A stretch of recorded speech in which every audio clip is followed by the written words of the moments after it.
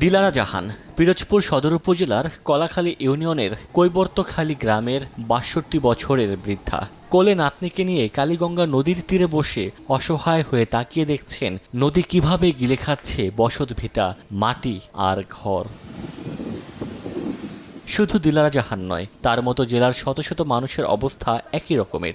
জেলার কচা, বলেশ্বর, কালীগঙ্গা, সন্ধ্যাসহ ছোট বড় প্রায় ডজন খানেক নদী নিয়ে পিরোজপুর জেলা গঠিত। নদীর তীরবর্তী গ্রামগুলো ভাঙনে বিলীন হচ্ছে, তার উপর অবৈধভাবে ড্রেজার দিয়ে মাটি কাটায় ভাঙন আরও তীব্র হচ্ছে। আমরা বাড়ি থেকে বাইরেতে পারি না, রাত দিনে জায়গা চলার বান্ধা থাকে, বালি কাটে, আর কয়দিন পর পানিতে তলাই যাবে, বাঙ্গলে নিজেরা বান গিয়ে একটু চলি ফিরি। একে তো সমুদ্রের উপকূল, তার উপর চারদিকে নদী বেষ্টিত হয় প্রাকৃতিক দুর্যোগপ্রবণ জেলা পিরোজপুর।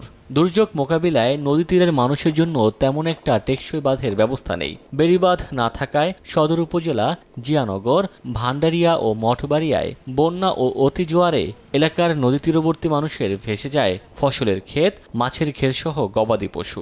অবৈধভাবে ড্রেজার দিয়ে মাটি কাটা বন্ধ করে টেকসই বেড়িবাঁধ নির্মাণের দাবি ক্ষতিগ্রস্তদের। বেড়িবাঁধ না থাকার কারণেই আমাদের অনেক সমস্যা হয়। ছেলে মেয়েদের স্কুল যাইতে পারে না, বাজার ঘাটে যাইতে পারি না। জমি, ক্ষেত, বাগান, বাড়ি সবকিছু নষ্ট হয়ে যায়।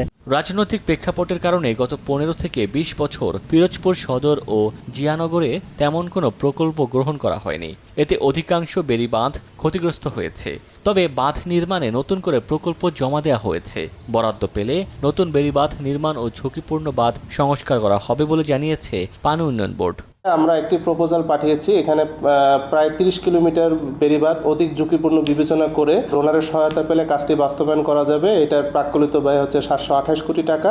পিরোজপুরে বেড়িবাঁধের দৈর্ঘ্য ৩১০ কিলোমিটার আর ঝুঁকিপূর্ণ ও ভাঙা বাঁধ প্রায় ১০০ কিলোমিটার।